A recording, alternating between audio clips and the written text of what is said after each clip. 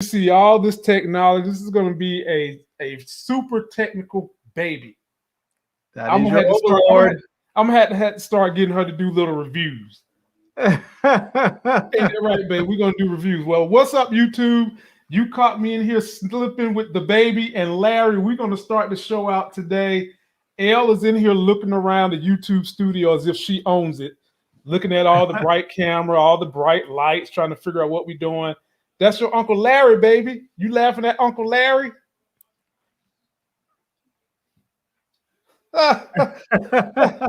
Say, hey, Uncle Larry. Say, hey, Uncle Larry. My brother Larry, how you doing tonight? Oh, look, L, you gotta be careful about that, baby. You're about to click buttons. Elle's about to start her own channel. She's like, forget this. This is mine. Yeah, she's like, don't hold me back, Daddy. Like, Daddy, don't hold me back. Yep. Studio producer. Well, ladies and gentlemen, you are in here with the Life Gang Avengers of Current Culture. It's me, it's Larry, and for a short, brief period of time, it's the baby L, my firstborn, my favorite, my only for right now. She's in here studying, trying to figure out how to do this YouTube thing. So when she do some unboxings and some toy reviews, she'll be able to give it to y'all just right. She'll be ready. Tonight, ladies and gentlemen, we are covering the Marvel Universe. That's why the hat is on. We are talking about episode 3, Falcon Winter Soldier. And they threw us a curveball up in this joint, man. My homegirl Sharon Carter came back, and Larry, there's a rumor on the street, my brother. You want to know what the rumor is? That she's the power broker? Yes, man. That's the word on the street. So, yeah. and it came to that word via E-Man because of this right here. Boy. Sharon Carter getting into the back seat with somebody. Now, everybody knows Sharon on the run. She's on the run from the government, and she's up there hawking paintings, real deal mosaics and exposés and the Mona Lisa. I think I seen some Da Vinci Code up in that hawking painting up in that warehouse of hers. Some Da Vinci Code. Yeah, she's selling Da Vinci clothes, man. I don't want to have it. And ladies and gentlemen, joining this conversation is that good brother B. Avery, which means I'm going to have to send L away because L is trying to take over the studio. She clicking buttons. She pulling off hats. She looking at the lights. They're going to be ready to get rid of me and keep the baby. Ain't that right, L? Time to get you up out of here, sweet pea. You'll be back. B. Avery, how you feeling tonight, my brother? I'm feeling pretty good, man. How you doing? Feeling good, man. Ready to get this in on this Marvel, on these Falcon Winter Soldier episode 3. And overall, how did you like the episode, B. Avery? I enjoyed it. I had some feelings about episode 2, but I like this one a lot, not even better, but a lot better than episode 2. So I thoroughly enjoyed it. I did too. Girl, I'm so happy. I know. Lord have mercy. She's a Marvel fan. Look, that's how you get. Ladies and gentlemen, you want to get them right. Start them out as Marvel fans as soon as they come out the womb. When Elle stuck her first leg out of her mama, I had a Marvel hat waiting right for her eyeballs as soon as she first came out. You got to start it young. And let me shout out my boy Buzz. Done sent us $7. 703. Yo, Dora Milaje, she was bad. And you know what, Buzz? That was the one in Winter Soldier and Civil War that T'Challa was like, I would love to see you quarrel with Black Widow. That was the one. I would have loved to see that fight too. I would have loved to see that fight. But don't y'all get it twisted. Black Widow can fight too. But let's go on ahead and dive on into this, man, because it's a whole lot. B. Avery, are you with the consensus, the theory E-Man got running around the internet, that the power broker is my girl, Sharon Carter? You know I don't like that because that's my girl.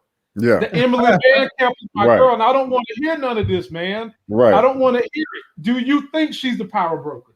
I do not. I do not think that she's a power broker. Yes. I understand that some people feel that she may be, but no, she's not the power broker. I don't think that they would throw that character under the bus like that early. I think it would be a twist, yes, but I think it would be a big disappointment and really upset a lot of people. So I can see where it's coming from, but nah, she's not the power broker. I honestly don't think Marvel give a damn about upsetting a few people if somebody's at the end of their contract. Now, from what I understand, Emily Van Camp is not going to be serving a role in Marvel too much longer, which makes me think that she's not the power broker. I mean, because it seems like they might want to keep a character like him around. And as much as I love Emily Van Camp, and I don't want to see her go, I really want to know who in the hell. Yeah, what's up, Moochie? Who in the hell is this? How is Emily Van Camp? Is she selling paintings on a regular that's bringing her millions of dollars? I mean, she had this chick put her in the backseat of the car like she driving Miss Daisy. I mean, come on, man. Well, it could be a lot of things. Is that a trans woman? Because she looks like Big Frida. No, I'm not trying to be funny. When I looked at her, at first I thought it was Big Frida, but then I was like, no, she's not tall enough. No, I don't. Yeah, I don't think she's tall enough. But I mean, I could be wrong. What was you saying? Baby's over there making funny faces. I was being serious, man. I wasn't even trying to start anything, man. I didn't know. You know, it's your world, my brother. It's your world. It's funny to me. I'll start something, man. I'm an ally. Already. So let's dive into it. Go ahead, BA, then we'll dive into it from the beginning. We really didn't know much about Sharon, other than who her grandmother was, but you know, she could have been on some mountains of wealth. You know, she could have had some money in her other life outside of working for the U.S. government. That's true. You know, we don't know. I mean, it could be it could be a million of things, you know, just as far as her background is concerned. And she did say that she had to hustle, you know, after she fled in the Civil War and doing that 5 years. Did they explain if she was blipped or not? I'm assuming she wasn't, because when they explained her backstory, they made it seem like during the blip, she was actually, you know, hustling. That's the way I interpret it. She could have been rocking it out, man, for the past 5 years, even if not before that. So, you know, it could be a ton of things. So, I like that. I like that it's kind of still wide open. Okay, all right, people. Let's start from the beginning. Let's go with a clip that go ahead, Larry.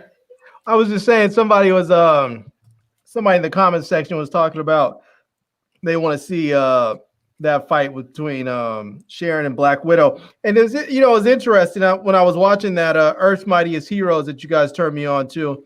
There was an episode where Black Widow and what's his name? Hawkeye were fighting, and it was like in one of those shipping yards where they had all the containers. And I was like, damn, this is just like that, except the live action version. I was waiting for Hawkeye to show up. Yeah. Do you know? See? Yes. Me and B. Avery don't put you on to no mess, lad, when it comes to these comics and cartoons. We don't put nobody on no mess. We got you, man. We got you. Absolutely. Ladies and gentlemen, the one that stroked me, one of the scenes that stroked me a lot, I'm not going to say the most, but a lot, was this right here, man. I was like, oh, boy, here we go.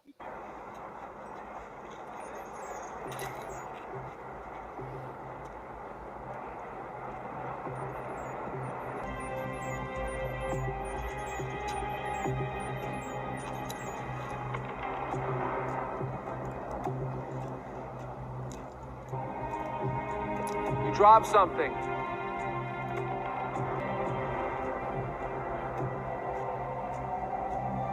was wondering when you were going to show up. Didn't go see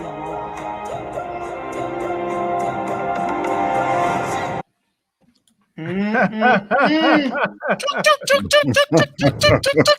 know what I'm saying?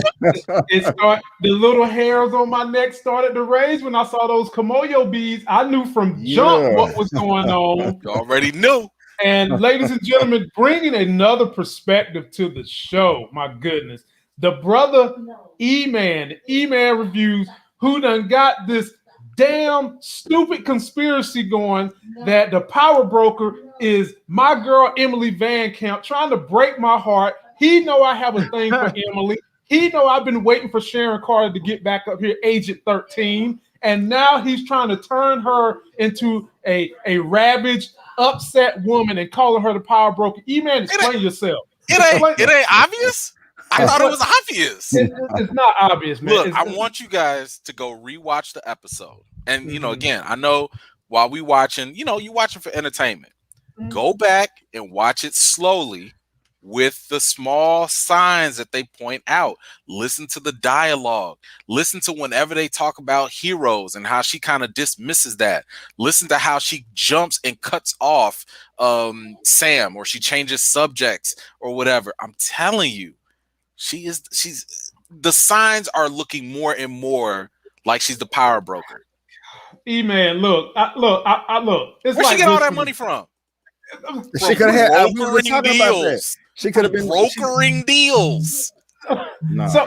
So you say what you're trying to say? Why she got armed security? Why she got armed security? Why not? Because she lives in a place full of criminals. Come on, she's wanted by the United States government. You better have some bodies, bro.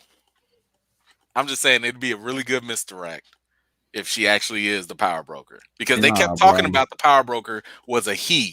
Yeah. But I ain't never heard nobody actually who's seen the power broker say that. Man, we were just talking about how you doing, sir? I'm all right, bro. We was talking about right before you popped in, and I was like, nah. But to be honest with you, the more I hear about it now, the more crazy it sounds, bro. They already gender bent Carly. Yeah, they did. Why wouldn't they gender bend power broker? That would be the weakest reveal ever to me. Like what? Agatha being or Agnes being Agatha? That wasn't Marvel doesn't like hide the best secrets all the time. Come on. Sometimes some things are in plain view. How's she gonna that's just too much of a switch, a jump, She was giving them the shield and the wings and making out with Cap. Now she's like, I'm a villain now. What did she say? It was hypocritical, the whole hero thing. Yeah. The whole hero thing. I'm just saying, go listen to her again with the mindset. Just play with the theory. Just play with it. No, E-Man, I'm not disagreeing with you. I'm hating on you because it makes sense to me. Can I give you another one? Lord. Oh, no, it better not be by Sharon. At the bar, right before they went to the bar, there was a spray painted sign on the back that said the power broker is watching you. Okay. 2-3 seconds in, once you get into the bar, they start ordering their drinks and doing whatever. Somebody with a hood starts to walk away. And the second they walk away, that's clearly Sharon. Come on, man. Because she was watching. Hold on. You got to remember, this is the granddaughter of Peggy Carter. The muse of Captain America. Look at her character in Civil War, and just through that since that film, she just completely did a 180, and her morality just went from heaven to hell. That is a huge leap. Look, and like murdering people. The blip has changed people. Look, she's clearly not even acting like the Sharon that we knew from before. Mm-hmm. She has some level of resentment. 5 years to do that to you. Of course. That's all I'm saying. How about this? Maybe it's not Sharon. Maybe it's a scroll. Maybe Sharon's a scroll. Maybe that's more realistic to me. I mean, whatever. Like, look, hey, it's just theories. I'm not putting no stock into it. Okay. I'm not, so don't nobody take this and run with it. Y'all don't see me making no videos over this. But I just threw it out there. When you connect the dots, it makes sense, but I don't want to hear it because I love this character. I feel you. And think about who came through and shot up the person that was giving them trouble when Sam got the call from his sister. Somebody's watching you. That's why I grabbed this clip. I was going to talk about that when we got there. Mm-hmm. And so, as a matter of fact, ladies and gentlemen, hold on, real quick. You really think it was her that sent the text message to Carly talking about you took what was mine? I'm going to kill you. Yeah. Okay. She a whole crime mob boss now. I mean, be as much as I want to go against the grain because I don't want it to be her. Maybe what Marvel is doing is making it look like it's her, but it's somebody else. And that could be the case too. Because we do know that somehow, someway, they're going to connect Thunderbolt Ross to the damn power broker. I don't know how. Why? I don't know when, but they're going to connect Thunderbolt Ross to the power broker. Why does Ross got to be connected? For several reasons. Number one, Don't forget who passed down that super soldier serum to Blonsky. That was Thunderbolt Ross that authorized that. And after he authorized that, you saw on the serum. Let me pull this up for you because I did some deep diving. Let me show you something. Diving deep. This right here was the serum that they pulled out the stuff to give the Blonsky to become Abomination. You see it says Weapons Plus Program. And you see it says Dr. Reinstein, who was the doctor that they revealed in this episode. And you see it says Batch 6. That's what they wound up giving to Blonsky. And you see all these serum IDs. That's how many vials they had left over. And we know Marvel is probably going to be moving to a Thunderbolt series because they're going to be doing they're doing She-Hulk. They're talking about Red Hulk getting in there. And I've also read where they're going to try to do a full Thunderbolt series. And for those of you that don't know who Thunderbolts are, that is kind of Marvel's equivalent to the Suicide Squad in DC. And look who's sitting right here at the head of it. Zeemo. But look in the background, you got Thunderbolt Ross as the Red Hulk. And you got a whole host of some other people involved in this thing. E-Man. Is that the Absorber Man? Was that the Absorber Man? Yeah, that's the Absorber Man. Okay. That's the Absorber Man. E-Man. How can you not say Thunderbolt Ross ain't got a connection? Oh, no. I'm just saying, like, I felt as though, I don't know if he specifically will show up here. I think because first of all, I think that if he shows up besides Black Widow, right, I feel like he's going to show up more so in She-Hulk. Somewhere down the line for him to even get to the Red Hulk status somewhere. But I do think that with Smiling Tiger, that reference is more of a connection to the formation of the Thunderbolts. Absolutely. Because Smiling Tiger in the comics was part of the comic. He was part of the Thunderbolts in the comics. And that was when Baron Zemo put them all together. So that's why I'm thinking like we'll probably get Zemo at the very end, the last episode, maybe collecting people and bringing them together or whatever, maybe hinting at it. But I don't know if Ross is going to come directly. He might. I don't know. No, but I don't think that Ross is going to come out in the series. What I think is going to happen is we're going to learn that Ross is the one overseeing what Power Broker is doing. So what I'm really hoping I'm hoping Power Broker is a nobody. That's what I'm hoping. But they are leaning toward really turning Sharon Carter bad, as if she's married to heroes because no one came in and vindicated her. She's mad at Falcon because he got into the same trouble she got into, but now he's a hero. She on the run, having to sell mosaics and stealing the Mona Lisa and copying it and having to sell it and shit. And brokering deals. Oh, powerfully. Stop it. Powerfully. God, Lord. Man, let's start from the beginning. Lord have mercy. I can't even think about Emily Van Camp being... Lord have mercy, my blood pressure. Larry, we're going to come to you first. They opened up with a commercial talking about the Global Repatriation Program, the council. Now, basically, for those of you that didn't catch that, these are individuals that are helping people that were snapped away and came back, get themselves back acclimated to life. Uh-oh. Look at that comment. Highlight that comment. Which one? That last one. Plot twist. Boom. That's it. That's all we needed right there. Hey, man, finally revealed. I tell you right out the gate. Right. Spoiler alert. Wait a minute, man. So you mean to tell me that's why Larry been caking up for lying, talking about the real ruler of Wakanda? See? That's why Larry been trying to defend Thanos as being an environmentalist for the whole universe. See, he's just looking out for people. Telling you. Golly. Telling you. Larry, I'm just trying to help people out there that grew up. They might have been a little weak. They're looking for a little extra strength in their life. Some other people out there that need some deals done. All right, Larry. I'm just trying to help people. I'll tell you who's getting the next bit of serum. It's gonna go to Killmonger. So he's gonna have the herb and the super serum in there all at once, he's going to become a super panther. Man, he's probably gonna die. Panther. Them two ain't gonna mix together. He probably gonna kick the bucket. None of these super soldier people are gonna live. None That's of my prediction.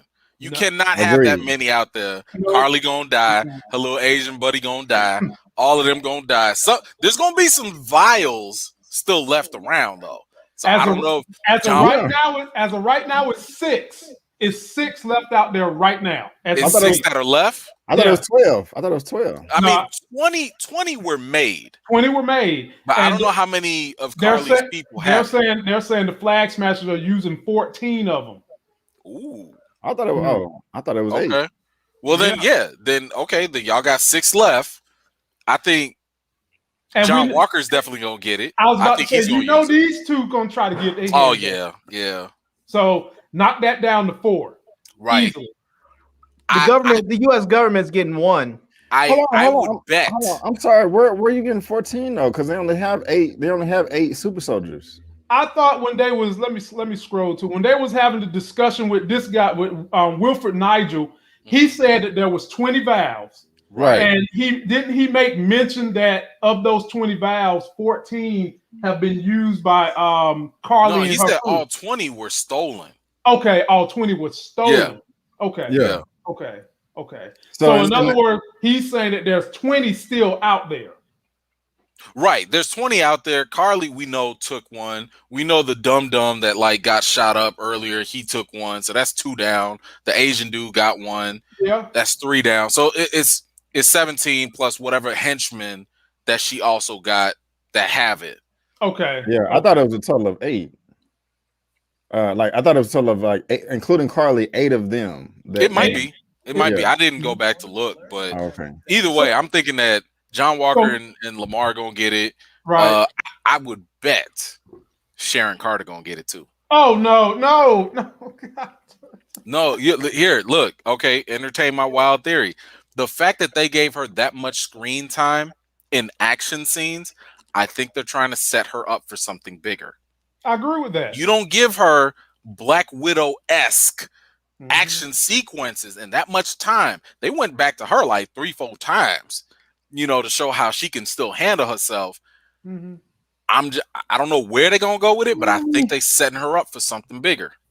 I'm not buying it. Do you feel like Baron Zemo is going to take some of this serum? Now he's supposed to be completely against heroes. He's against it, and I even believe Sam running his damn mouth on that airplane is about to get the first black super soldier killed. Because I don't know if y'all was paying attention when they was on that airplane getting ready to go away. I got a shot of the clip. Take a look in the background. That's Sam on the damn airplane. That's Zemo looking back when he is over there talking to Bucky about Bradley.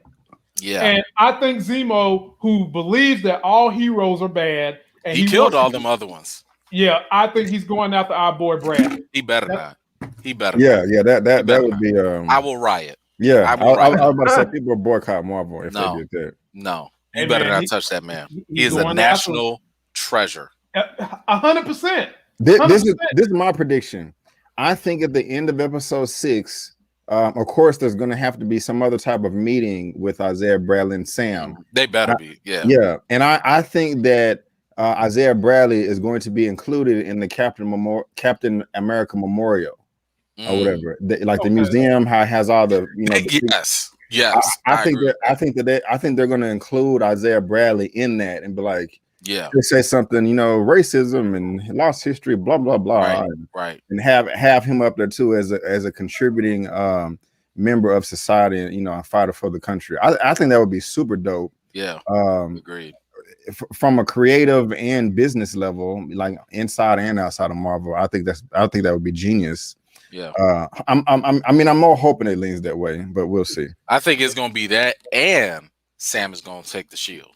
Oh yeah, I'll tell you what would be dope is for Isaiah to get the shield and then pass it to Sam. That would be dope too. That would be dope. That would be super. I'd love that. Like if he was the one, the presenter of it, I'd be cool. Yeah. Or I want to see them have a conversation like don't let them fear you. Put fear in you that you're not worthy, and You know, if you have an opportunity, take it. You know, you're just as good, if not better. You know, I want a conversation in that vein right there. Like, you know, stand up, black man, stand up. Like, oh my God, I probably bust into tears. You know? Right. I mean, I'm just having tears with you writing the story right now. Just thinking about it. You know? Now let's talk about something sad. Let's talk about the sad polar opposite of what B. Avery just talked about. That's this bitch ass right here. This guy who has real deal insecurities. Oh boy. He wants that serum, ladies and gentlemen, because he's not secure in carrying that shield. He's not. He gets in here. This man don't fear him so much to the point he spit in Captain America's face. The disrespect, bro. Like, that was like. What is this podcast? This podcast gave the weakest ass Give that man a round of response. applause. That man deserves a round of applause. Look, not all heroes wear capes, but that one spits. That one spits. Okay. You know, He was Cap, everything. as you call him. Dollar store Cap, as you call him, gave the weakest ass response that you can ever give somebody. You know who I am, God. Bro. I was waiting you for the. have to say that. You are just. I was waiting for the the early 2000s, late 90s rock to show up and be like, it doesn't matter. It doesn't matter. Bro, that would have been hilarious. So man. Like, and he gave him a T'Challa answer and said, I don't care. Ooh. Like, fellas, when he literally said that, I'm thinking to myself, bro, you might as well have said, look, you can Google my ass. That would have been more manly than that bullshit he said. Like, do you see this shield? Not only that, fellas, he punched my man in the gut, and my man still had the intestinal fortitude to spit in his eyeball. Just pure assault. So we know what the motivation is for this U.S. Agent Walker. He is a puss boy who's insecure, and he wants serum because he's trying to live up to something that he's not. Right. He's not worthy. He's not worthy of the shit. As a matter of fact, his boy Buckwheat is more worthy. E-Man named him Buckwheat. Don't blame it on me, people. E-Man called him Buckwheat. He is more worthy at this point than Agent Walker to carry that shield. I mean, at the end of the day, they got him playing the role of a sidekick, but Agent Walker goes to this man for every almost decision he makes, and he's getting fortified and getting his confidence reinforced by Battlestar. That's what it is. That's what we've been reduced to for Captain America.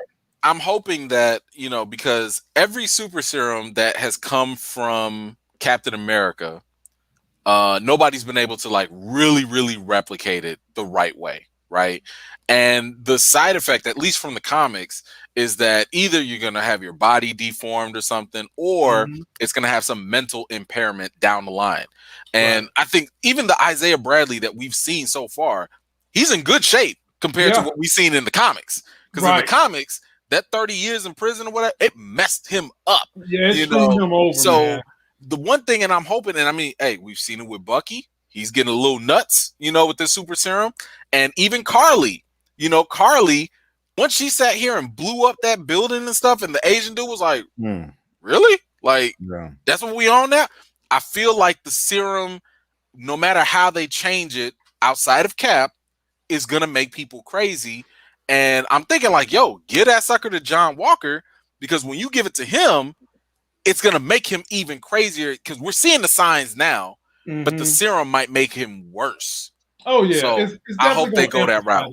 It's going to definitely amplify that. They have to get him to be, right now we look at him as a joke. I'm sorry. But hold on, fellas. By the way, thanks, Steven, my brother. Hey, look, I'm not even going to use it on Platinum Diapers.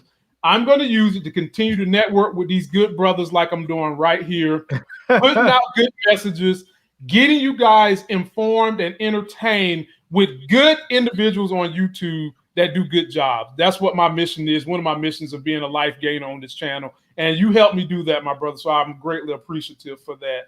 But we hate this U.S. Agent Walker. They're doing a good job of making him a complete bloody douchebag. And so how are they going to turn him? How are they going to turn him so that we just literally hate him? Who is he going to kill? I'm thinking he might kill Agent Sharon Carter. Would that be enough to make us really hate him and take our vision away from him being a douche who is really not a hero at all? He's a douche. Well, definitely. I can see him harming her. I don't think they'll go as far as killing. I don't think they'll kill her though. No. Okay. I think he'll kill Carly. What? Yeah, I think he would kill Carly, like taking justice in his own hands, because America first.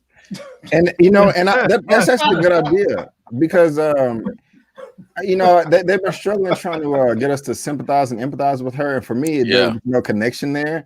Especially in this episode, they're showing her with the Mama Duke or whoever that was. Right. Like, oh, she has feelings and caring, but I was always on the fence, or they was on the fence with her character, but now she's like truly bad for blowing up people like that. I mean, I don't care that they was holding on to stuff. That's not an excuse to blow them up. Right. To that point though, like at first, before I got to the part where she blew people up, because that clearly I think was a turning point for her character. Before that, I was like listening to what Dr. Nagel said, and he was like, yo, like they got these camps. They got these camps out here where people are able to, the post-blip refugees are catching diseases and stuff. And then the GRC, the place that she ended up robbing or whatever, they had 6 months of medical supplies and food and all this stuff. And it's like, why are y'all sitting on all this stuff and not giving it to the people who, Carly eventually goes and sees someone who dies as a result of that. So like for that point, I could understand why she would be so angry at the GRC, but to kill everybody like that is, that crossed the line. Yeah, you can't do that part, because they still had them, and Larry, I'll get your opinion on this. They still had them kind of set up to be someone you could get behind, because what they literally was doing was playing Robin Hood. That's what they was doing up until this point. And like E-Man said eloquently, he feels like the super soldier serum is wearing on them. So let's just take one more example of someone where I feel like the super soldier serum just went to his brain. The last episode, homeboy that decided to go run out there, push down a damn telephone pole, and just, bruh, that had to be what are you doing? Either that was steroids or the super soldier serum, clearly affecting his ability to think. Larry, what you think? Yeah, man.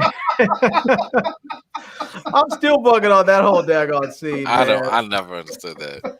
That was just ridiculous. It was a super soldier serum. It wasn't steroids. It was a super soldier serum. The brother was tweaking. Right. One world. Come on, man. Jeez, Lord help. Well, why did everybody got to have an outcry before they die? We had too many battles in this country where the British had to beat the drum before they decided to go in battle, which is why they got their ass whipped in the first place. And he up there talking about one world, and homegirl down here, like E-Man said, she heel turned on this, ladies and gentlemen. She heel turned when she blew them people up. And now it's going to be a matter of, you put this same stuff in U.S. Agent Walker, and he's trying so hard to be bad. He reminds me of Eddie Brock. That's what he reminds me of. Yeah. He reminds me of Eddie Brock, who was just a loser, pushover, piss ant, who just got so mad at Spider-Man, he wanted to do anything to get back at him. Then all of a sudden, bam, symbiote finds him. Yep. It looks like we're going down that road with U.S. Agent. Yep. Only difference is he's going to find his symbiote in the form of a serum. So I got to get you brothers' opinion on this little plan right here. So they decide to go and get Zeemo. And the very first thing Zeemo does, he tries to recite the old Hydra line to get Winter Soldier to cooperate. Didn't work. Next thing you know, Winter Soldier is having a conversation with Bucky about they need to break him out, and before you know it, he's broke out, got him a suit, and then he's standing there sitting with Sam and Winter Soldier. B. Avery, talk to me about this whole scene and what was going through your brain. Yeah, so I had a feeling that Zeemo was going to try those activation words again, so I was happy and smiling that he did. He at least tried or was messing with us about it, so that was cool. And I like how they transitioned through this hypothetical situation of them showing the breakout and Bucky talking to Sam. they didn't spend too much time on it. They didn't spend that much screen time on it, so it made the episode go by faster. Well, not go by faster, but you was able to put more into the episode because they didn't spend so much time on this. My thing is, though, I was a little bothered, to be honest with you, because I kind of, and I've seen the episode twice by now, I kind of feel like they were a bit too relaxed and trusting of Zeemo, and just let him walk around too freely the whole time. Like, they just didn't think like he could, reach around the corner somewhere, get a gun, get a knife, and just shoot or stab them and escape. That was a bit weird to me. But other than that, it was pretty cool. It was dope. Yeah, and let me shout out these super chatters, man. I appreciate you, Steve, for coming back with another super chat. Big ups to you, my brother. And D Weave, I appreciate you too. Like I said, you guys are allowing me to spend my time helping build networks for our growing black panel of superstar YouTubers. I'm very grateful. And me and E-Man said this last week about Carly. Never trust a young lady who give you the smile Carly gave. We're going to say the same thing about a white guy who gets broken out of jail within 24 hours. If he smiles at you like this, you can't trust him. And to your point, B. Avery, in the end, closer to the end of the show, you saw where there was a breakdown in that trust for a few seconds. There was a breakdown in that trust. So, Larry, I'm going to come to you. How was you feeling about the breakout of Zeemo and this team up? I mean, we knew it was going to happen, so it wasn't like there was a whole lot to feel. I mean, the last episode when they first started mentioning, we were like, okay, we know what's happening. We know Zemo's coming out. We knew he was coming out because I think we even saw him in a trailer when he was standing up on top of one of those shipping containers. So we knew it was coming. It was kind of fun to watch it happen. It's always kind of fun when people do those little, how they do it type scenes and showed how they broke them out. So, yeah, it was just okay. I'll be honest with you. This whole episode to me was just okay. I wasn't really taken by it. I was sort of underwhelmed, and I've been really waiting. They kept talking about how this show's really going to hit on racial issues and touch, really talk about stuff in a real poignant manner. And we're 3 episodes in, heading to episode 4, and I don't feel like we've really gotten much of any of that. We got a little bit. I think you're spot on. You're spot on, because even remember last time we talked on here, I was saying I was with you because you were saying like episode 2, we still haven't gotten there, and I was like, yo, episode 3 is going to be where I'm really going to make a determinant on how deep this show is going to get. And we still have not really gotten there. They've danced around a lot of this stuff. They danced around. We can kind of project and inject our own little thing, like, he's probably talking about, they're probably going there. But the show really hasn't hit the nail on the head with that topic yet. So I'm with you on that, Larry. I'll tell you what it is that, and it's starting to make me nervous about if this show is going to get any better, because during the lead up to this, we kept hearing Anthony Mackie saying, I don't want this to be the first Marvel thing that flops. I don't want this to be the first thing. And that, to me, sort of indicates that they don't really have a lot of confidence in the project. Like, maybe people will like it, but it may be weak and has the potential to flop. And, I'm not getting that what I thought we were told we were going to get with with really touching on race in a lot of different ways. There's been some action, some sort of traditional Marvel action and whatnot. But it's just for me so far, it's really sort of fallen flat. It's like they've had a couple cameos. They're pulling out recycled jokes, like the whole one with them in the back seat of the car. You're not gonna move your seat up, are you? Nope. We knew it was coming. It was okay, but it was just, I don't know. I really want them to. I want them to go deeper.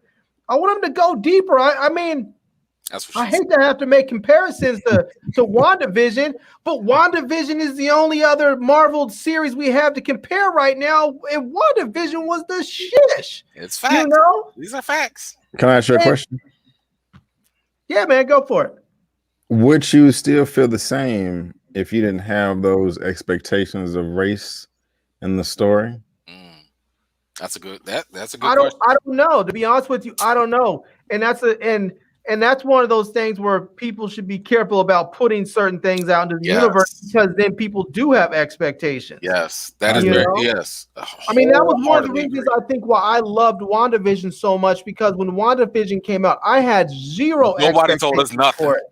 I had no idea what the show was going to book. I went in there completely open to allowing anything to happen, and anything did happen, and it was great. And this show, it's been... look. I don't want to say it's a disappointment, because I just don't want to go there yet. But so far, it has been a disappointment. I mean, it's on the hook. It's on the hook right now, right? Like, it's time for y'all to put up or shut up for this show, because I agree with you. We're halfway through. That's what I'm saying. This was my benchmark for seeing, like, how deep are y'all actually going to go with this, because Sam is tiptoeing this stuff. He's not saying very much of anything right now. You know, he could. There are so many moments where he could. And don't get me wrong, I get it. Even as a writer, you might want to tease certain things to have people thinking and having a conversation.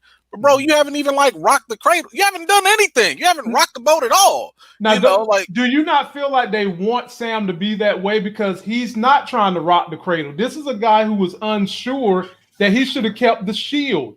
So do you feel like he's tiptoeing? Because let's just be honest about this. For a long time, black men weren't supposed to speak up about race issues if you want to advance yourself. Can I be real with you? Can I be real with y'all? Go hunt it. Go 100. I think this is more Anthony Mackie than anything else. If you listen to Anthony Mackie's interviews, just in general, he is that Mr. I don't want to talk about race. Yeah, I know I'm black, but I don't want that to be like, that's him.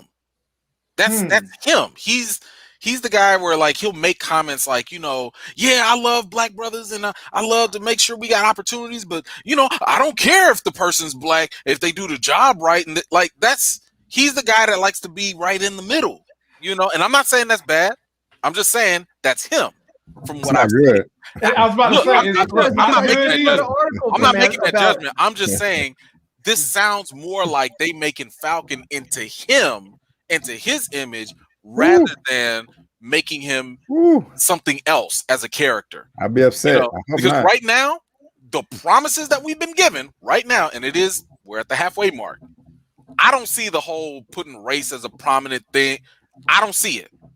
I don't even see the inklings of it. At least in the comics, it was teased with little things like people would come up to him and be like, man, not my Captain America. And, you know, like the news would have the conversation about racism. At least those things were out there and we knew it was coming for Sam to deal with it.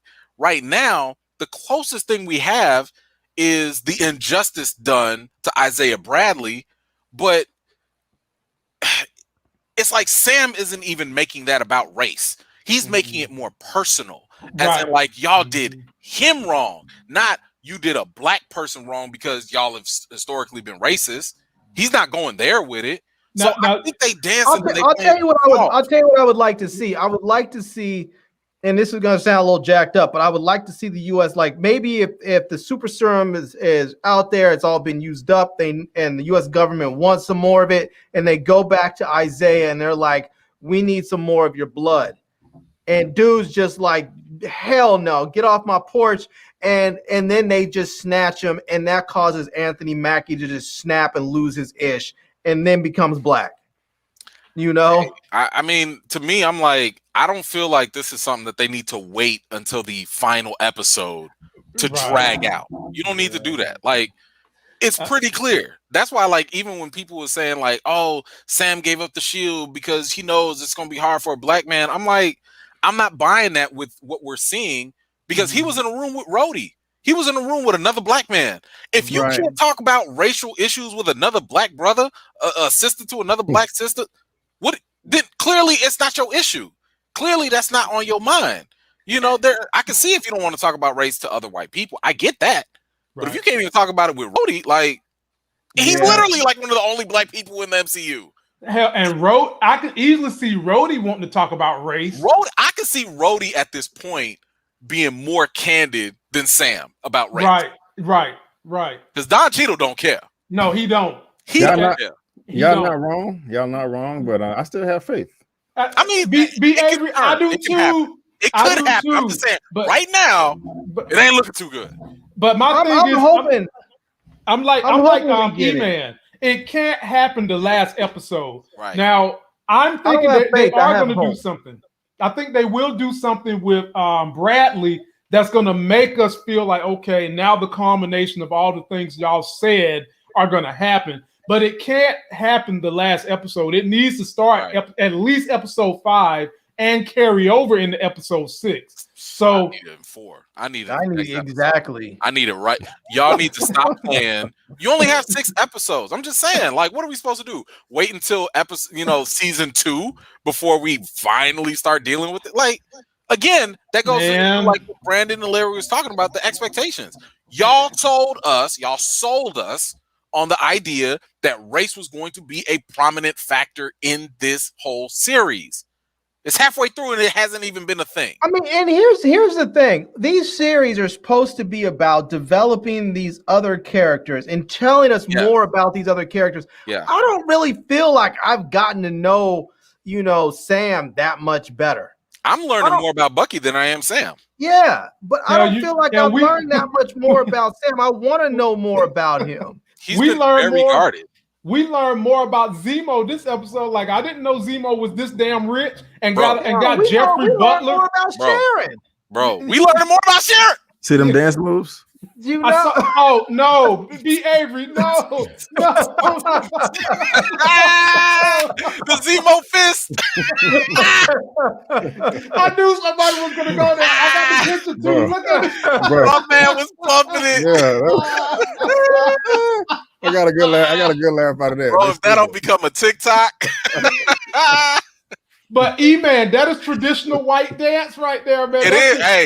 Hey, we got the 2-step, they got the fist pump. Yes, man, they got the fist pump. You don't know how to dance, you do a little 2-step, you know. Exactly. But they got the little you shaking up that can, baby. Shake it up, baby. Roll the dice. You was gonna roll the dice right after that. Oh man.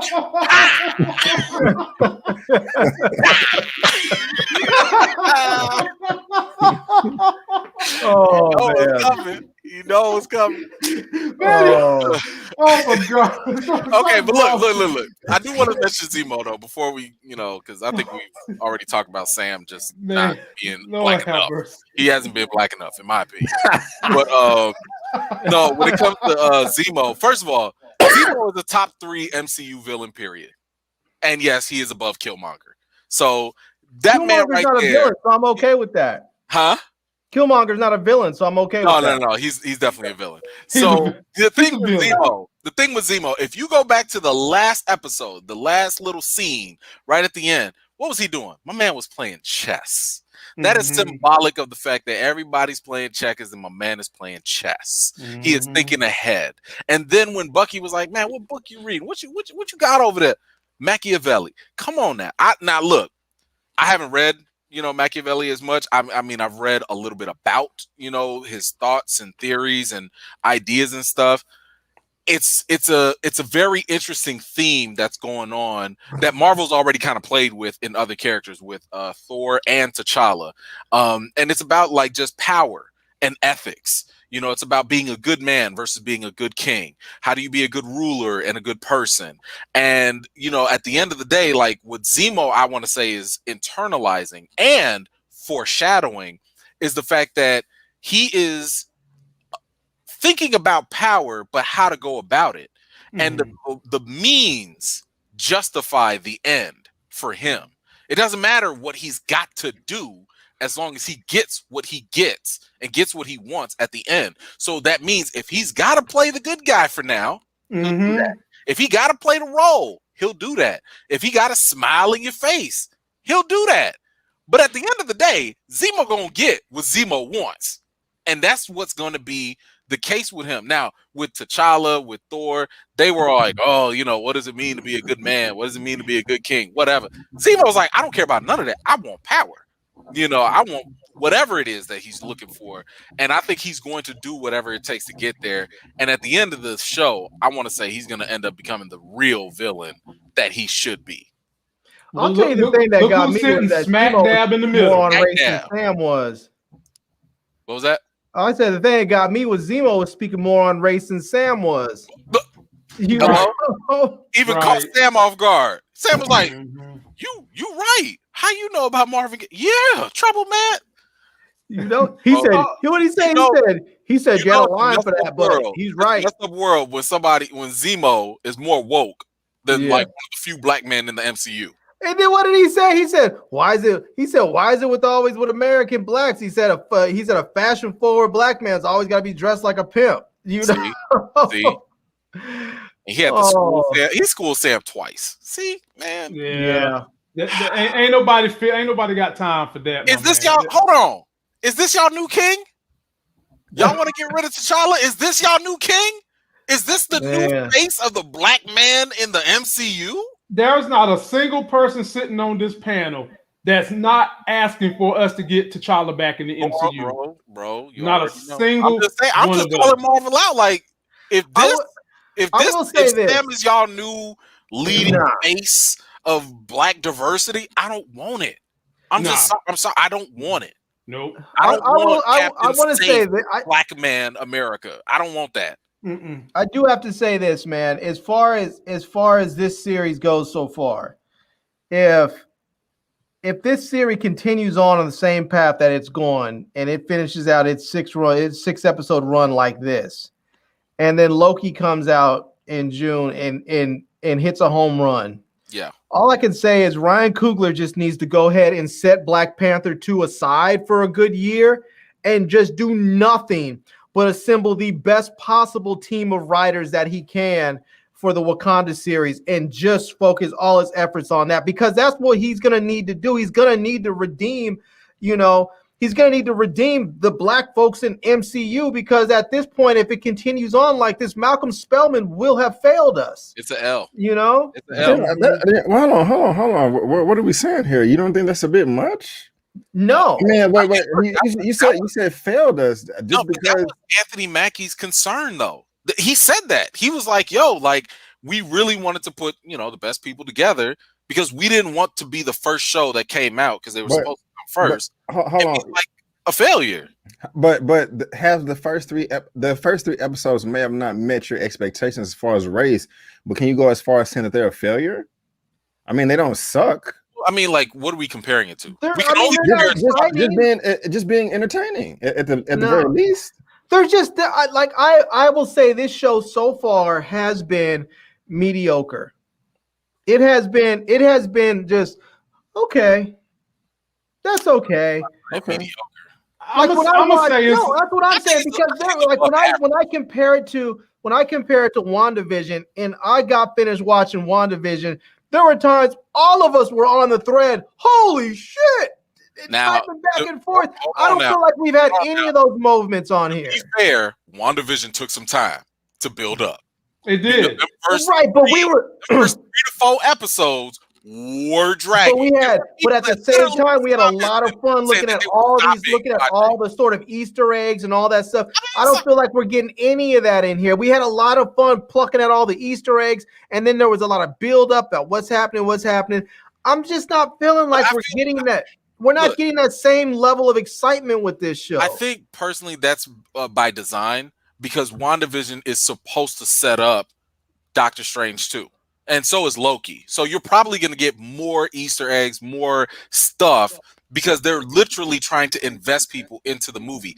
I don't see Falcon and Winter Soldier setting anything up. Like nothing for a cinematic movie. If anything, they might set up some stuff that happens in Armored Wars or some other show, but I don't think that they have the bearing, I guess, to actually do that heavy lifting, and that's why they're taking a much more lax approach, I think. And you don't think you didn't get excited for the Clip de Lamont show with Ayo showing up at the end, because episode 2 we haven't even talked about that yet. Because episode 2 ended with the Zeemo cliffhanger, and then this whole next episode featured Zeemo. this episode ended with her. Maybe the whole next episode gonna be black. I don't think she's gonna pop in for 5 seconds. I would be real pissed. She's like, "Oh, I'm here for Zeemo. I just want to give you that message. Bye." You know, I think that's going to be a prominent player in the next episode or two at that. Not only that, but I hope so. Like I mean, I haven't written the show off. I'm still gonna watch it, but I don't know. But I mean, whatever happens in the next 3 episodes needs to be spectacular to redeem it from the first 3, because the first 3 right now are just like, this show could be anything. This show could be on the CW or on any other random network, and it wouldn't matter because it just feels like a regular old show. It doesn't feel like something big and exciting like a Marvel show should be. I'm not mad at Larry's opinion there, only because Marvel has put money behind this, like behind their shows. They literally, Disney as a company was like, shut everything down, focus all energy on streaming stuff. So it has to be better than an average TV show. And I'll be honest with you, Behavior. I know how you're feeling because it's a black show. You want it to be good. You want it to be great, and it's disappointing to me because here we are with this show with Falcon, who's supposed to be our black lead. We have Malcolm Spellman, black brother, who's behind this thing, and it's just not hitting the home run. He's not even getting really on base barely with it, and that bothers me because I don't want this to fall flat. And then when it comes to doing the next project, they're like, nah, we threw so much money at you guys, and it just didn't work. People just aren't really there. Yeah. We're just going to go ahead back to the old model and start giving a whole bunch of money to white folks and give you guys a table scrap. I don't want that. I mean, I feel like when you get the ball, you have to run like your life depends on it. That's it. You may have to hit a career-ending injury at the end of it, but you have to go for it. You have to go all out. And I don't feel like this show's going all out. No, I don't think it is as bad as Larry is saying. I'm going to say it's okay, but I'm not going to say it's mediocre. And I think it's above that. It's above that. And there are Easter eggs in this thing. We just haven't been going through them the way we did in WandaVision. The show, I can agree that we might want a little bit more pop because it's on a streaming service. But for someone who and I'm a little different because I understand comics and stuff like that a little more than maybe someone who just picks it up and starts watching. So I'm entertained thoroughly. Right. But someone who's new to the MCU or just getting into comics, they might feel like the show is a little flat unless you're someone who understands all the MCU and you're trying to follow little pieces by little pieces, and you're entertained with this the same way you was entertained the first 4 episodes of WandaVision when that seemed very, very slow. When I said the same exact thing, as someone who knows the comics, I was entertained because I know it's building upon something else, which is what I hope this is getting ready to do too. And I think it is. Now, I can understand the disappointment where you wanted to intervene more of the black social narrative because they put a speck of that in here and they haven't watered that flower. It ain't even grown yet. So I get that disappointment. But overall, as a show, I can't say it sucks. I can't say it's mediocre. I'm going to say it's okay. So it's okay at this point.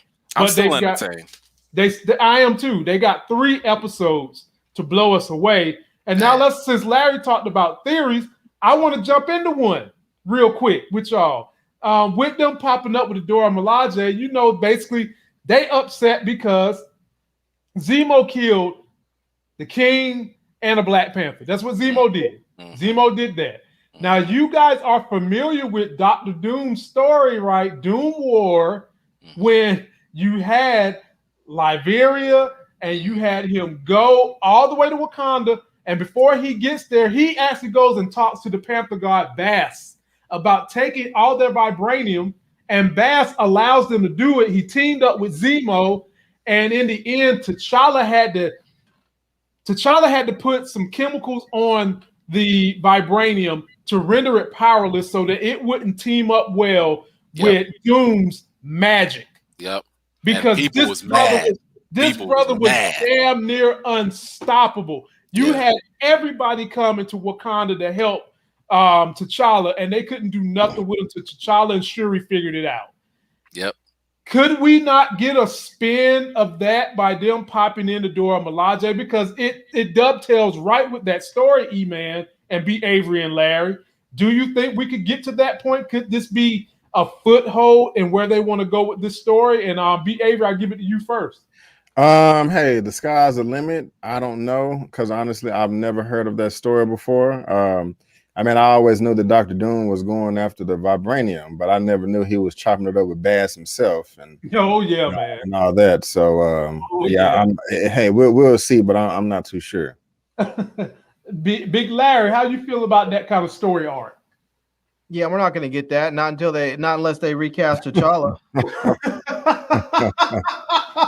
I mean, that's just where it is, you know. And if they recast him, great. If not, then I mean, we can just go ahead and write off all those T'Challa stories. Well, I mean, they technically could do it with Shuri, but I'm hoping that we need another T'Challa. So, E-Man, I'm gonna pass the football. We're not even gonna probably have the same Shuri because she's up on social media and like all the rest of these dumbass celebrities that can't keep her mouth shut about anti-vaccine and mask and all the other crap. Nah, they put a muzzle on her. You're making lots and lots of money, and you're in a franchise that could last damn near 20 years for you because you're young enough. Just shut up. I would just get off social media, to be honest with you. Me too. If that was me, I'm done. Yeah. Go hire a professional social media manager that will send out your tweets and your Instagrams and all the other stuff, and will do it professionally. And you just don't bother with it. It gives you plausible deniability. Hey, that wasn't me that tweeted it. It was my social media manager. I fired them. They gone now. I was hacked. I don't know. Right. I mean, you can say all that good stuff, man. I mean, so fellas, in closing, I'm gonna start with you, Larry. What do you need to see in the next episode to make this thing pop a little bit more for those of us that are saying we're bored? Wait. Before we go there, sorry to interrupt. Oh, you good? Can we talk about like how this? Does that make sense to y'all? Because in Civil War, T'Challa prevented Zemo from killing himself, which allowed him to go to jail still and be in that German prison. But now she came for Zemo. Like, is she coming to kill him? She coming to take him to Wakanda? Like, she taking him to Wakanda. She coming to take. She's not coming to kill him. I'm just saying, if that was the case, why didn't y'all take him to Wakanda in the first place then? Or you taking him back to the German prison? Like, no, it's like this, E-Man, that they gave the rest of the world an opportunity to serve justice, and now that he done broke out. Obviously, you can't do your job of keeping him in prison, but let Wakanda do what we need to do with him. That's how I'm looking at it. Right. Or she could be one of the Wakandans that disagreed that he was put in jail. She could have been like, no, let's take his head, because you don't always agree with the king or the president. You know what I'm saying? And they got the Dora Milaje fall in line. They are not gonna. They follow Killmonger up until the last moment, of course, but. Well, that's a point. You mean their king? No, man. They followed their king. Nah, man. That's not what happened. That's not what happened. No, Larry. No. Not even part of the movie. He said no, man. By the way, we didn't talk about this chick right here, Selby. We have to. She was in the comics. She was in Excalibur, and she had a mutant power, and she could talk to computers and mechanical tech. And obviously, in the MCU, they changed her up, and then they shot her dead. So they ain't doing nothing. There goes that. Yep, she's out the window. For those of you that in the comment section wanted to know about that, that's what happened. Do we know she's dead? We saw her get shot, but do we know she's dead? I want to say she is. I think she's dead, like man. She got shot like around here, like close to the shoulder, chest area. It didn't look like she got like popped in the heart. The head shot? I thought she got it in the head. I thought she got shot in the like the shoulder area. Yeah. Maybe she did. What's his name? The scientist got popped in the head. Yeah, he's done because Zemo shot him. It was a chest shot for him. Yep, Zemo shot him right up in the chest. I thought he got a head. Or maybe not. Maybe I was just thinking the blood coming out of his mouth. Let me ask y'all this: how did y'all feel about Sam's phone going off and it was his sister? Man, I thought that was funny as hell. Come on, man. You remember put your phone on vibrator, just turn it off. Generic tension. Man, I thought that was so corny. I was like, bruh. And I really wasn't even feeling the way they approached we about to have tension in the room. That kind of felt a little slow ball to me too. Like if you really think that you can't trust these guys, you're gonna wait that long before you decide to take him out. You're gonna let him put his phone. I don't know, man. I wasn't feeling that. Couldn't they use a different distraction, E-Man? Couldn't they have done something different? Look, I mean, a lot of different things could have happened. It's so hard to yeah. You literally could have taken that 50 different ways. You literally could have done it differently. Like for example, the real Smiling Tiger could have walked in. Yeah, it could have been that simple. Yeah, and then maybe the bartender's like, Smiling Tiger's out here. Wait, what? No, he's in here. Chaos. It could have just been that simple, but they wanted to. They need to do something, man. Yeah, I think I'm just not happy with the writing in this thing, man, because it's like, I mean, we go back to the whole race thing. It's like the most poignant thing said on race we have so far in this episode were said by either one, a dude that's white royalty, white European royalty, and the best action scenes in this thing were a white chick, her fighting. No, I can't give you that opening fly scene was probably come on. Which scene? The opening in the first episode in the mountains. I'm talking about this episode. Okay. Yeah. I mean, she did have a Black Widow on. So now let me ask y'all this: I was concerned. How did all the bounty hunters know where the tanker was, and how did Sharon know as well? I mean, this is like the super duper doctor. Like, how did she know where he was? And all those bounty hunters kept showing up too. Yeah, I was about to say you just opened the door for him, Avery. You just opened the door for him. I told you. Look. Somebody asked, like, why would she take Falcon and Sam to him? And I was like, well, the simple thing is, it's kind of like keep your friends close and your enemies closer. You bring them there so that way you can keep an eye on them, so you know what they're doing. And if they get too close, you take them out. Do anybody want to talk about how Captain America slept with her grandma and her? He didn't sleep with her though. He didn't sleep with her. He just kissed her. That's what I want to call straight up. When Sam was talking about he's dressed like a pimp. That's a pimp right there. That is a straight up PIMP. Pimping.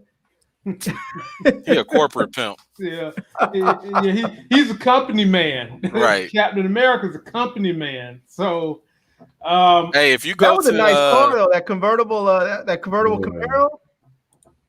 Can you go to the what was it? It was the scene at the GRC right before it when Carly was sitting outside the gate. I don't think I got that one. You don't got them? Okay. There was a little. If you look at the gate, they had like a little X-Men symbol on there. Oh yeah. It had the circle with the X. I was like, wait a minute now. No, but and she was talking about, I wish I could be a teacher, a professor. I'm like, but even that could also be Excalibur too. Oh, it sure can. It could be Excalibur too. Because like I said, this chick right here was Excalibur. Yep. So but yeah, I saw that and I was thinking to myself, I was like, everybody ain't got no circle X's everywhere. Just no, not that look like that. No, right. No. So, fellas, give me your closing statements. Larry, what do you need to see next episode? And E-Man, I'm coming to you next. Man, I'll be honest with you. I need to see Falcon get a little bit in the weeds, in the dirt. I need to see him just knuckle up a little bit, And I mean, I'm having fun with all the buddy film banter back and forth, but I need to see him toughen up a little bit.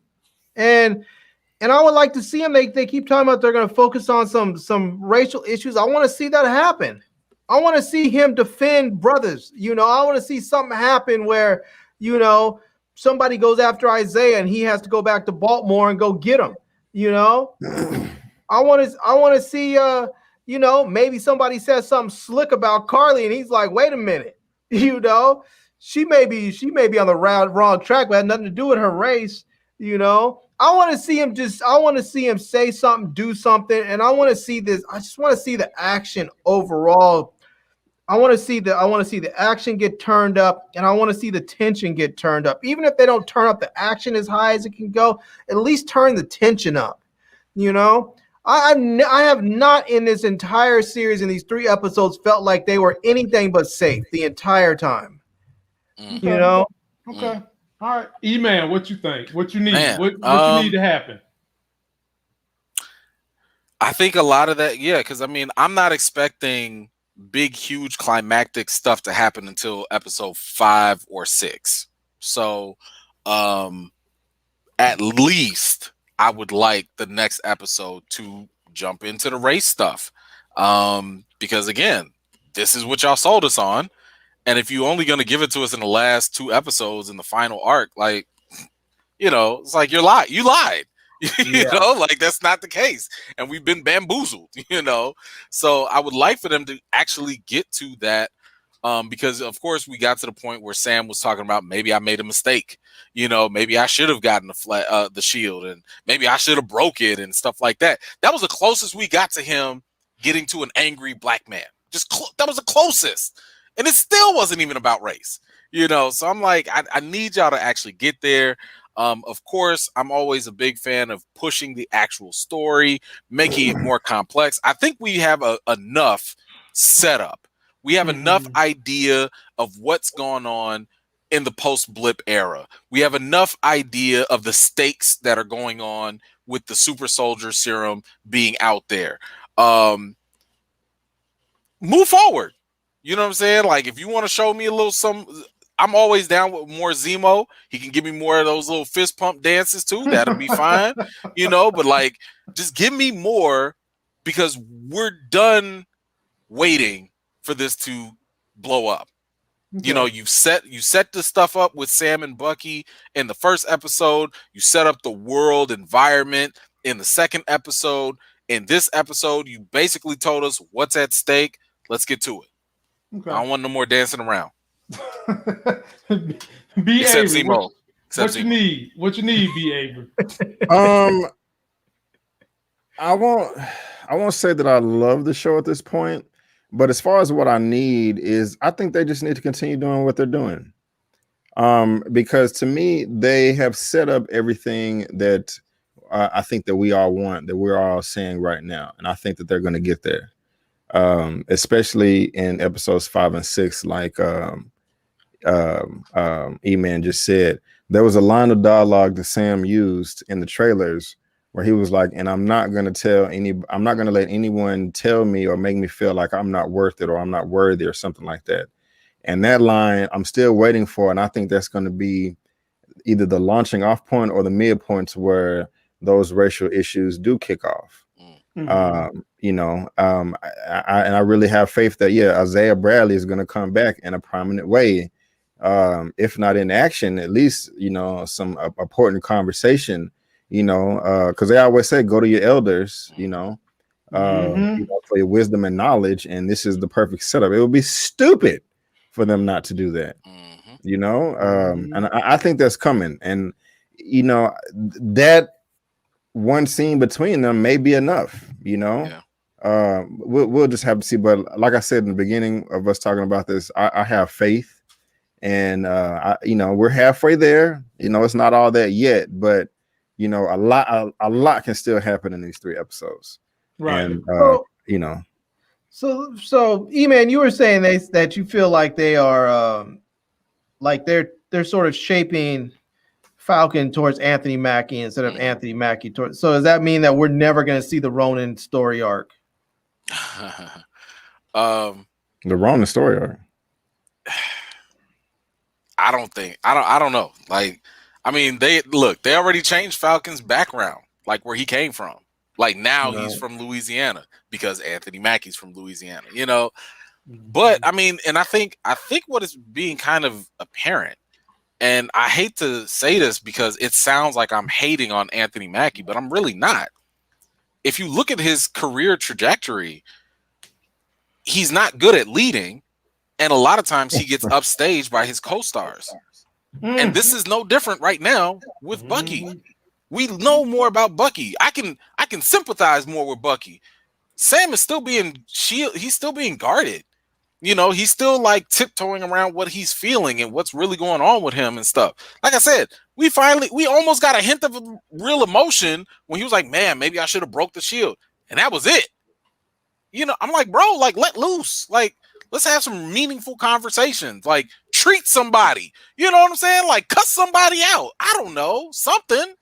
So I don't know, man. I don't know if we're gonna get it. I mean, it's possible. You know, again, we've gotten more Bucky. He's supposed to be top billed here. He's supposed to be the number one. The show starts off with the Falcon first. You got 3 episodes to bring it home. You got to close out them final quarters. He got on you. I don't know how you turn it up. I don't know how you go from where he's at now and then you turn it up and everybody feels like, yeah, this was the Falcon. Short of him, maybe the moment he gets the shield, that's when we're going to get a new Falcon or something. But right now, it's kind of like I feel like he's the sidekick to Bucky. Man, look, they really should have given him the shield in the beginning and then have him go through the series as Captain America and then maybe finish it off with him giving it up because, you know, the pressure or whatever.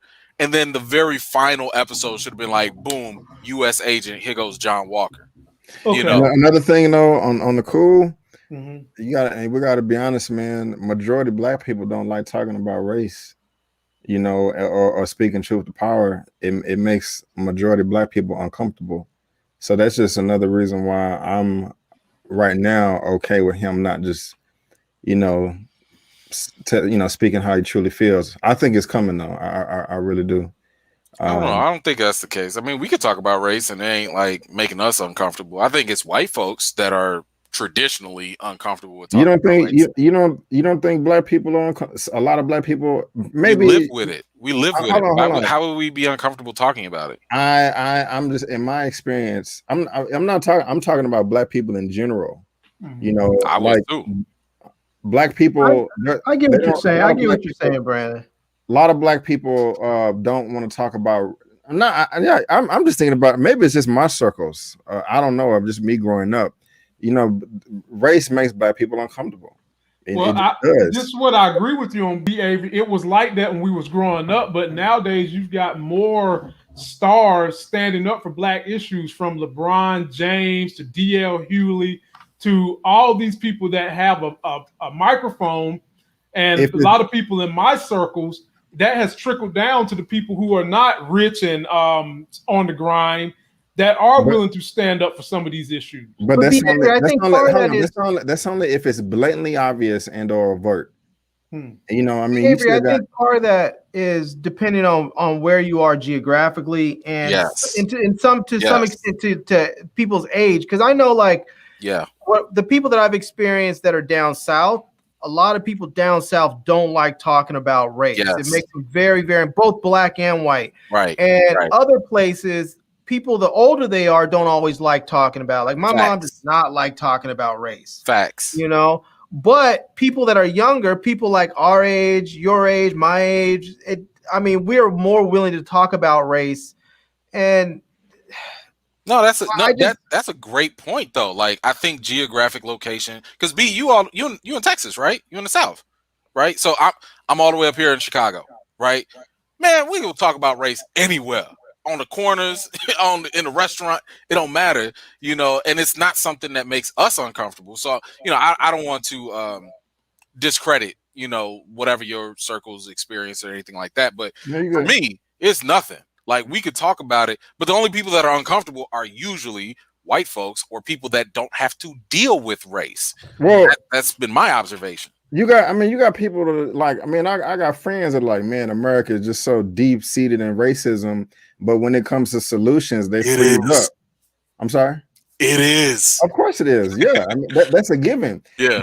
But I still see too many Black people in Texas, around the world, when it comes up with actually trying to do something about it. Mm-hmm. They only want to move if they get the approval from white people, or they'll say like, "Oh, I'm just gonna pray about it." And that makes me angry as hell. I just got to pray about it. I just got to pray. You know, anything else they can remove that. You know, and I don't have a problem with prayer. I believe in prayer 1,000%. So I'm not trying to, you know, I'm not trying to say that. I get annoyed with the prayer only thing. The faith no without action. works is dead. You Yeah. know, that's my issue. If there was any other problem, you have the fortitude to do something about it, to remove yourself from the situation, you know, to try to come up with solutions. But when it comes to black people, when it comes to dealing with a black issue, you freeze up, you tense up, you don't know what to do, or you don't want to move around because it's going to upset the white people. Yeah, you know, and so I still see that too much, you know. Yeah. But I think that's part of the problem that we're seeing right now with Falcon and maybe with Anthony Mackie. I don't know about him personally, but with Falcon, I think that we're seeing that where he's too worried about being the good Negro.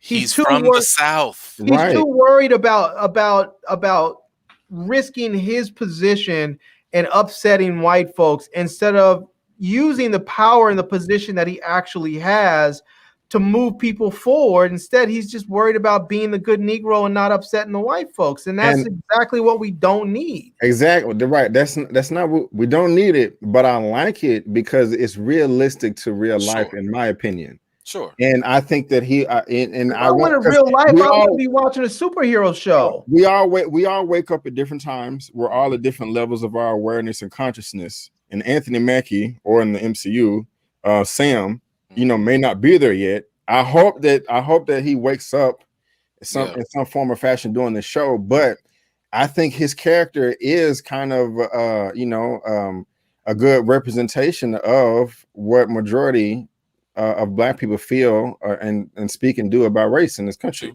To be fair, I'll tell you, he hasn't said any of that. I don't watch these shows because I want them to be real. I watch these shows because they, if anything, maybe they're aspirational, you know. Aspirational. I don't watch them for their reality. There's not real superheroes. If I was watching a show like this, in all seriousness, I know I joke about this all the time, but if this was something I was really watching a show for, I would fully and 100% be behind Killmonger.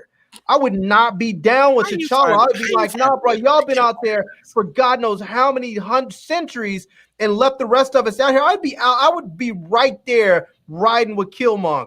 Hold on, Lamont, are we out of pocket? I'm looking at no, you're good. You're good. I'm looking at CJ32's comment. Okay, I just want to. Okay. No, I think so first of all, again, Sam has not talked about race yet. He hasn't. You know, when we're talking about, like, you know, Larry mentioned, like, he just wants to be the good, you know, black Negro, and he don't want to upset white people. He's never communicated that yet. I wish he would. You know, I wish he would say something like that so we can actually be like, aha, that's what's actually bothering you. Right now, he's still in I'm not worthy mode, and y'all did that one Isaiah Bradley guy wrong. Not black people. You just did that one guy wrong. You know, and I'm like, bro, like, we as the audience all know, and maybe we are projecting, we know that it's a more deeper racial issue going on, but it hasn't clicked for him yet. Or he hasn't communicated that yet. And that to me is kind of frustrating because I'm like, yo, like, stop it. You know, like, you ain't got to sit there and tiptoe the line with that stuff. But to be Avery's point earlier, I think a lot of that reluctancy to talk about race, for one, if we're going to keep it in cinematic terms, that's being stuck in the sunken place. You know, when you're so afraid to talk, you're afraid to move, you're afraid to do anything. That sounds like the sunken place from Get Out, you know, where like you just can't do anything out of the fear of whiteness. And another, if we're talking about real world stuff, I just think it's a byproduct of white supremacy ideology. White supremacy ideology is not isolated to just people in white hoods. Anybody can adopt white supremacy ideology. And what I'm talking about is it's not about bigotry or hatred. That can be part of it. I'm talking about the normalization of whiteness, the universe, making whiteness universal. So when whiteness is universal and normalized, you start thinking that way and you lose your own sense of identity and ethnicity in that process. And that's the worldview you start to adopt to. So that right there, I think, could be part of, you know, and of course, who has been affected by white supremacist ideology more than people in the South? You know, so like that to me, I understand how societally that could have an effect on people to not want to talk about race. Because to me, I'm like, yo, like the only other people that really don't want to talk about it is white folks. So if y'all sharing that ideology, there's got to be a common thread, you know. And to me, I think that's part of that thread. It's just the fact that, like, because white folks don't want to talk about race. That goes back to the whole thing with our superheroes, man. Our superheroes are supposed to be aspirational for us. I don't want a superhero that's just going to live the same life that you do in reality. I want my superhero to stand up for us. For sure. That's why I love Killmonger. The brother stood up for us. God. That's why we need T'Challa to come through and beat up some KKK members. Come through then. Come through, T'Challa. Recast him and come through. But what I don't need is Falcon up there tiptoeing around and just wanting to be the good dude that doesn't rock any boats. Rock the damn boat. Sink the motherfucker if you have to. Do what you got to do. I mean, he was trying to rock the boat when he was Clarence. Right. And Lamont, I gotta give it to you, man. I'm proud of you, bro. You're doing big things or whatever. You actually got the Marvel producer in the chat, Nathan Moore, right now himself from the so that's what's up, man. I'm proud of you. Scroller, you don't see Nathan Moore? You know, I see Nate Moore. Yeah. I see Nate Moore. Hey, you better recast T'Challa. You better recast while you here. You better recast T'Challa. If that was really him, that was really him. We'd have a whole. What's up, Mr. Nate? Nah, hey man, if that was really him, I'd be like, hey, you got 4 brothers that's willing to play whatever role you need, and we're gonna keep it G. Whatever. Just put a stamp on my lip. Yeah, I'll tell you what. Right there. You can have me play whatever you want, but if you really want to do me right, put me in the writer's room. Let me craft some of these stories for you so that we don't end up here talking about you. Yeah. Right now, it's kind of soft. I'm just saying. It's cool for the MCU. Don't get me wrong. It's cool for the MCU, but I don't see a lot of think pieces being written about Falcon and Winter Soldier. You know, I mean, at least with WandaVision, at least people weren't, talking about like deep concepts and stuff. You had a whole bunch of theories and stuff going on, but I was sitting here thinking like, yo, this show is going to talk about how the historical treatment of blacks in the military, the representation of the shield, which is just the Colin Kaepernick thing. Like everybody looks at the flag differently. I was thinking that they was about to talk about the difficulty of being a black man in America. I'm like, yo, where are the think pieces at? Right. Y'all haven't given us enough gold to this do that time yet. Next week, guys, we're gonna be blown away. We're gonna be like, just like everyone else. Look, just like everybody here. I'm hoping for the best. I'm hoping for the be Avery. It's gonna be yeah.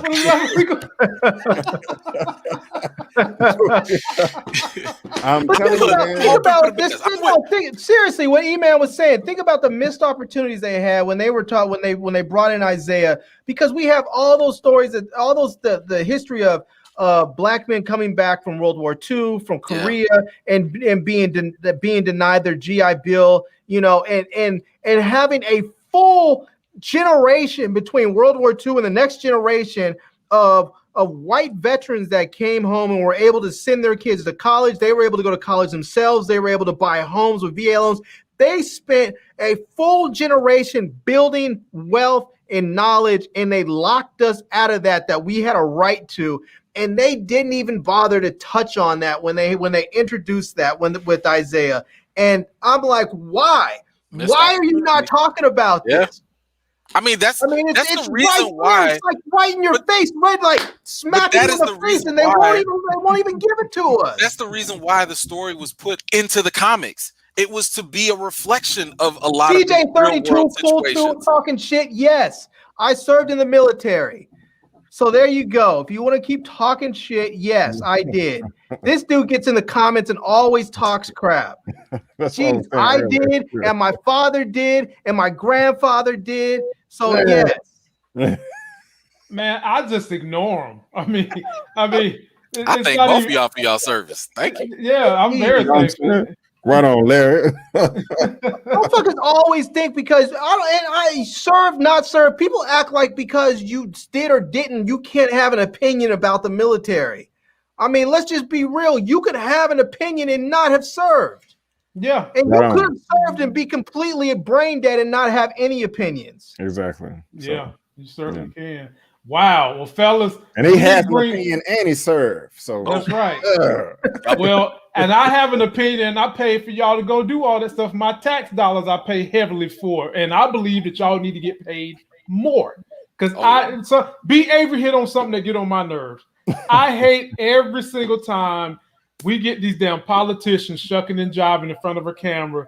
They'll say, "Oh, thank you for your service to the military people." I'm just like, instead of thanking them for their service, do an act that thanks them for this. Pay them more. Give them the health benefits they are already promised. Make sure that their VA hospitals are fortified so that we can see more of them. Stop saying thank you for your service as a fucking platitude and do something. That's how I feel about it. You know. So, but anyway, fellas, we're gonna get out of here on that. Wonderful discussion. And whenever you need to come to a channel where you're going to get black excellence running down rabbit holes that you never saw coming, this is the place to come to. Any one of these brothers will take you where you need to go. Subscribe to all their channels. It's Larry. It's E-Man. It's Just My Opinions, B. Avery. Links are in description. And until that next Sex is Hell video, which we will be on B. Avery's channel Sunday. E-Man's got some stuff he's dropping this week. Check out Larry for the tech. We'll see you guys on Sunday. Peace. Peace.